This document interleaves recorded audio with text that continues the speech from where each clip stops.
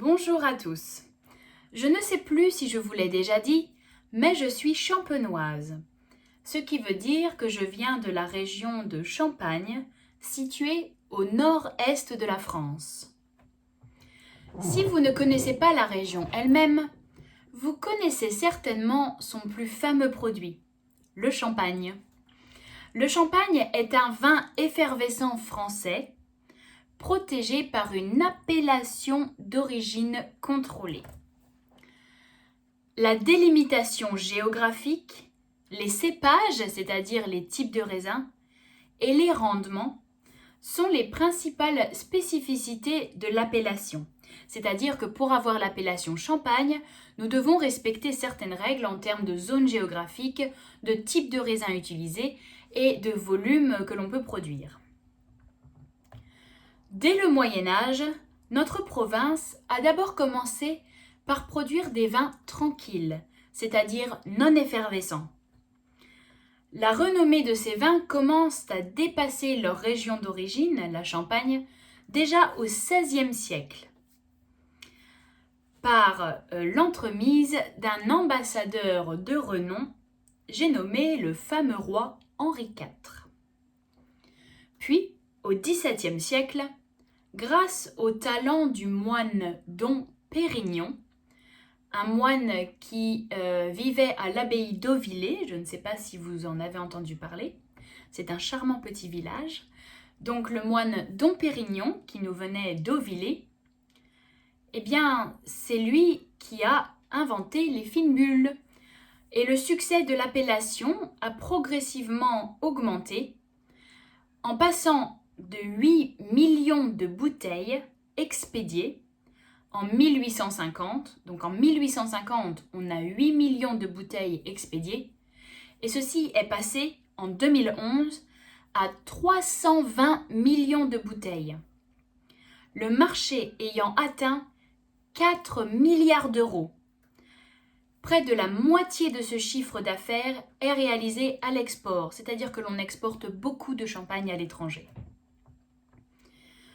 Le vignoble de Champagne produit surtout des vins blancs mousseux, avec un large éventail de cuvées et de millésimes.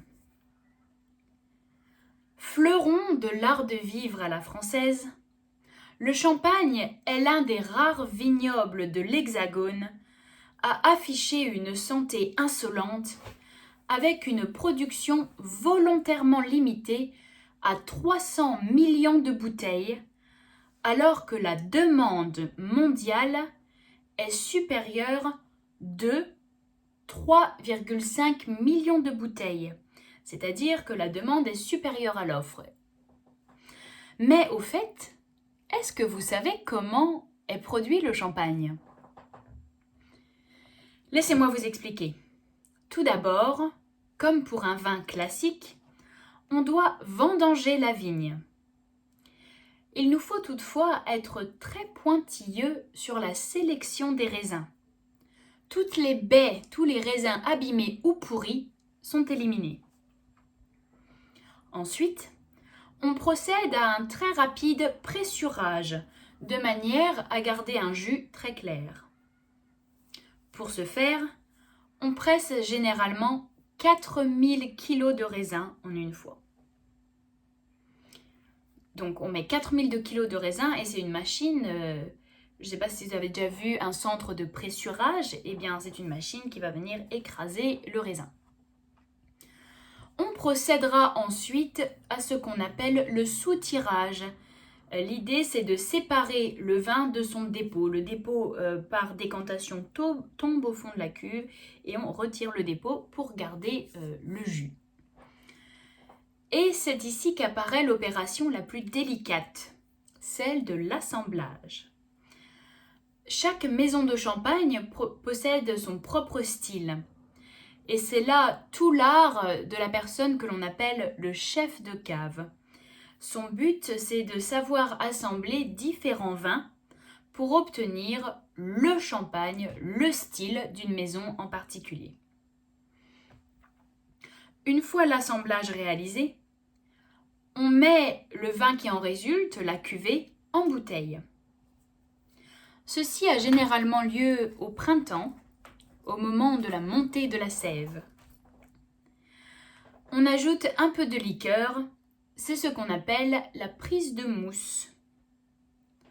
Le sucre contenu dans le vin va se transformer en alcool et en gaz carbonique au contact des levures qu'on introduit dans la bouteille.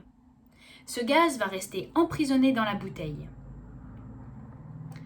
Vient alors l'étape du remuage qui nous permet de nous débarrasser des levures mortes dans la bouteille.